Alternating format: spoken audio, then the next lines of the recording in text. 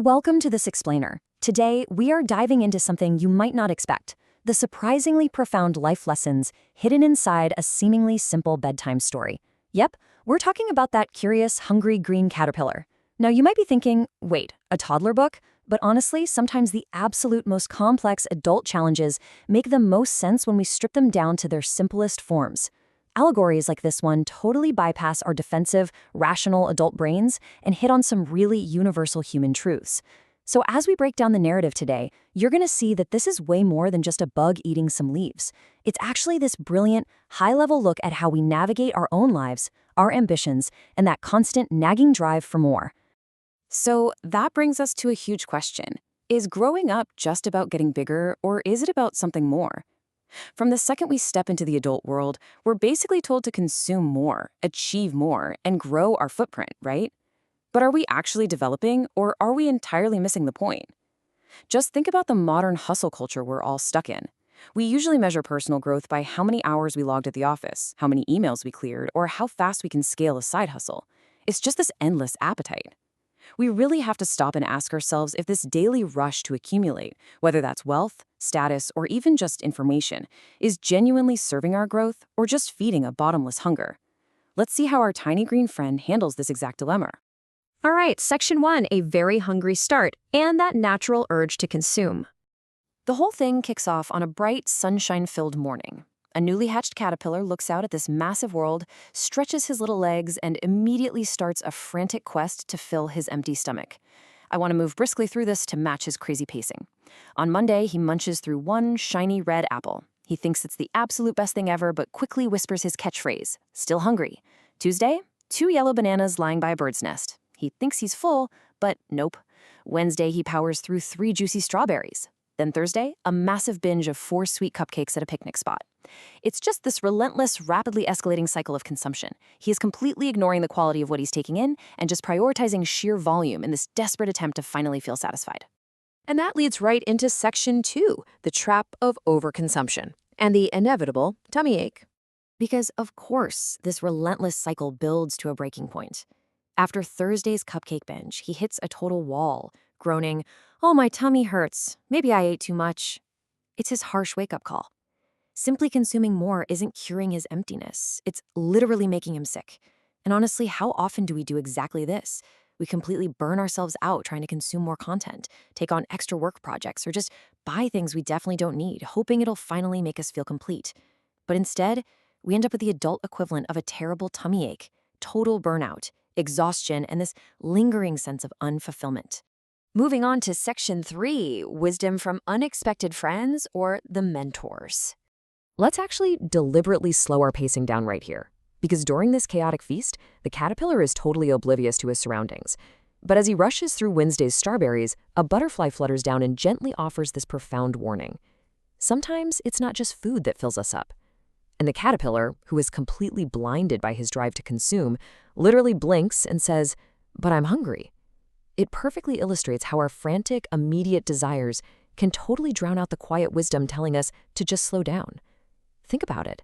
How often do we ignore good advice from our friends or family because we're hyper-focused on some career milestone? We put our blinders on. We convince ourselves that if we just hit that next metric, we'll finally be happy. True fulfillment requires way more than just physical or material inputs. But man, it is hard to see that when you're in the thick of the hustle. Then, as he's clutching his aching belly on Thursday, a wise old beetle crawls by, chuckles a bit, and delivers the ultimate thesis of the story. It's not how much you eat, but what you learn that helps you grow. The caterpillar doesn't totally get it yet, but he nods anyway. And this is the turning point of the whole narrative. It's this crucial realization that input without reflection, eating without learning, is completely useless for actual development. If we're just blindly taking in information or endlessly checking off tasks without understanding the why behind them, we aren't really growing, are we? We're just being busy. Okay, Section 4, the power of rest and the healing process. So, after making a slightly healthier choice on Friday by nibbling 5 green broccoli stalks, he starts to feel a bit stronger. And that's when he discovers the absolute transformative power of stopping altogether. By Saturday, he decides maybe it's time to stop eating and think about what everyone said. He tucks himself under a leaf for a full day of active rest. He isn't just mindlessly zoning out. He's dreaming of colors, kind words, laughter, and floating in the sky. He's actively healing his mind and finally processing all that wisdom he ignored earlier. In our own lives, we almost never prioritize rest, right? We see it as a weakness or a break from being productive. But active rest, like taking a walk without your phone or just sitting with your thoughts, is exactly when our brains synthesize what we've learned.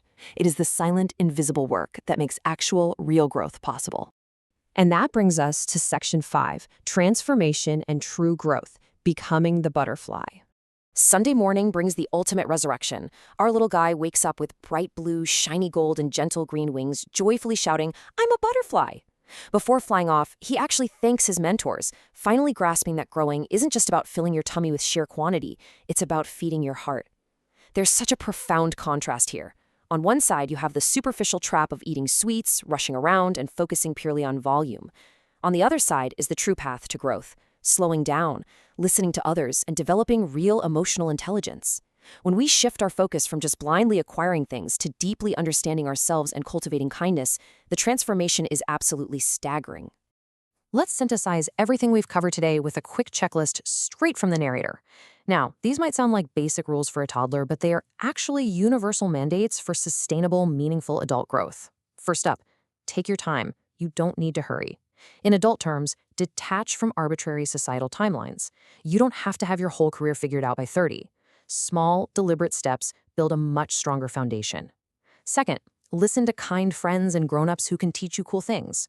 For us, this means seeking out genuine mentors and practicing real empathy, rather than just using people as networking stepping stones. Third, don't eat too many sweets. Too much sugar makes your tummy grumpy.